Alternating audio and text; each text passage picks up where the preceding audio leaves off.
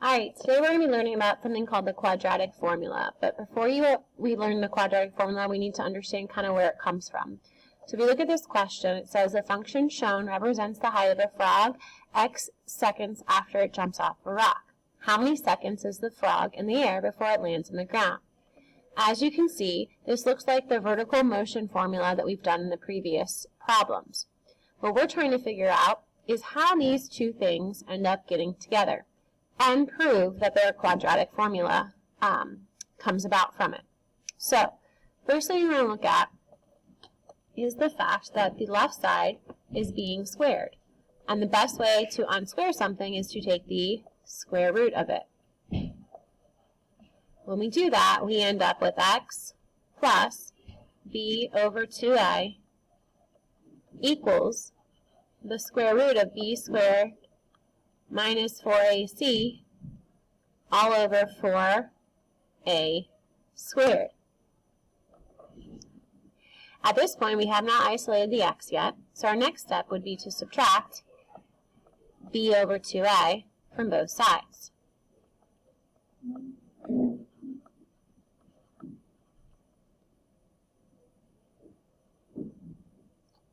When we do that, we end up with x equaling negative b over 2a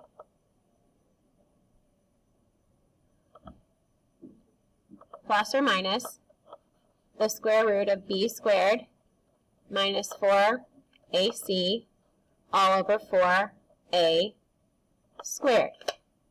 Now, that kind of has us think about what exactly this square root means. We obviously have the negative b over 2a situation.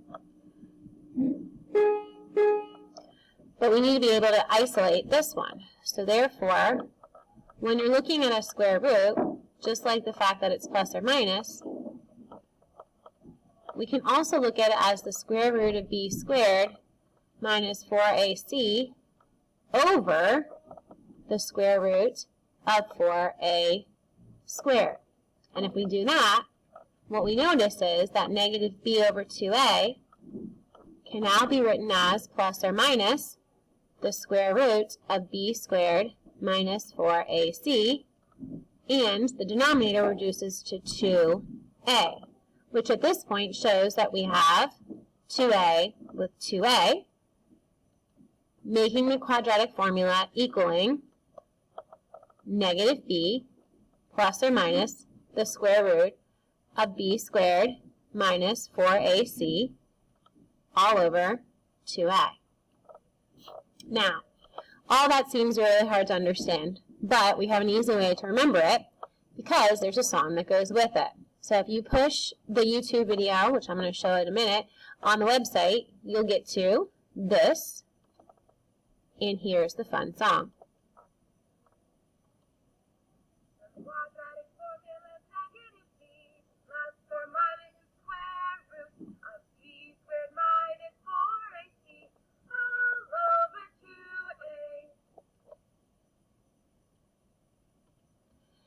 So, best way to memorize the quadratic formula is to have it to some sort of song. That's the Pop Goes the Weasel, YouTube. You can find a bunch of other ways to do it. With the quadratic formula, we're still solving for the x-intercepts. But we use this when all else fails. Meaning we've already tried factoring, we've already tried graphing, and whatnot. That doesn't seem to make as much sense as using the quadratic formula. So now we're going to do some practice. How can you use the quadratic formula to find the solutions of x squared minus 7 equaling 4x? Well, what's the first thing we have to do? We have to make sure it has to equal 0. So at this point, we make it x squared minus 4x minus 7 equaling to 0, just like we would in all the other ones. Again, the reason we make it equal to 0 is we're trying to find the x-intercepts. And when the x-intercepts are found, the y value is equal to 0. Next thing we need to know is what is your A, your B, and your C. We need those to be able to plug it into the quadratic formula. So, what would A be? What would B be? And what would C be? Well, once we made it equal to 0, A would equal 1, B would equal negative 4, and C would equal negative 7. At this point, you now have all the information that you need to do the quadratic formula. So, please take a moment, pause, and actually solve the equation.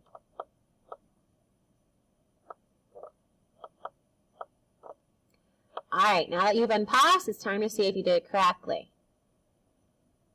Negative b plus or minus the square root of b squared minus 4ac all over 2a with this particular question can end up being looking like this. We have that negative 4 as your b, we have that 1 as the a, and we have that negative 4 as the c. Therefore, once we plug everything in, we have to actually simplify. So, when we do that, we end up with 4 plus or minus the square root of 16 plus 28 divided by 2, which then gives us x equaling plus or minus 4 plus or minus the square root of 44 divided by 2. Remember, we're looking for two x-intercepts, and that's where the plus or minus comes into play.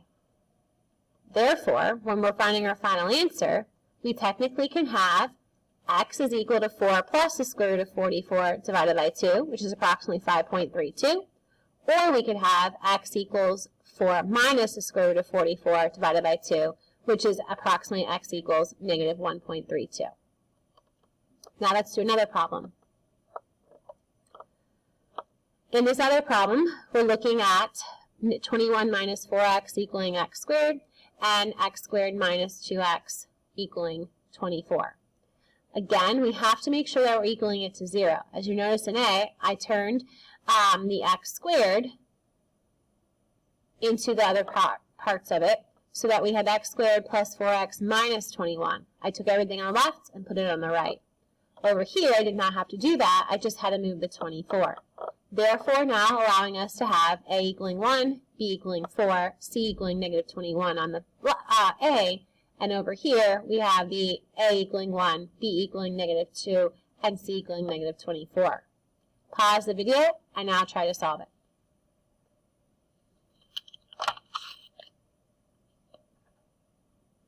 All right, now that you've unpaused the video, let's see if you did it correctly. This is what your equation should have started with to begin with. This over just a tab. All right. And then when you simplify on both of them, the a ends up being negative 4 plus or minus the square root of 16 plus 24 divided by 2, and b is 2 plus or minus the square root of 100 divided by 2, which then allows us to be able to have negative 4 plus or minus the square root of 100 divided by 2 for a, and this simplifies to x equaling 6 and x equaling negative 4. When you simplify a step further, that's where we end up with x equaling 3 and x equaling negative 7, because the square root of 100 is 10, so that ends up giving us negative 4 plus or minus 10 divided by 2, which then gives us the two separate answers. All right, so now our last one's going to be a question that goes with the vertical motion model that we've talked about before. A model rocket is launched from a platform 17 feet high, and the vertical velocity is 40 feet per second. The path of the rocket is modeled by the equation negative 16x squared plus 40x plus 17 equals 0. Where does the rocket land? At this point, go ahead and pause and fill out the information you need to solve it for the quadratic formula. All right, now that you've unpaused, let's see if you did it correctly. You should have had negative 16 as your A, 40 as your B, and 17 as your C, which means your quadratic formula, when putting in the elements, should look something like this. When you simplify it, you should end up with negative 40 plus or minus the square root of 1,600 plus 1,088 divided by that negative 32. At that point, you end up with negative 40 plus or minus the square root of 2,688 divided by that negative 32. When you do those as two separate, keeping in mind one being a plus and one being a minus, you do end up with the two answers. X is approximately negative 0.387 and x is approximately 2.87. But because this is a situation of time, we can't have a negative value for the time. So therefore, our final answer would be x equals approximately 2.87.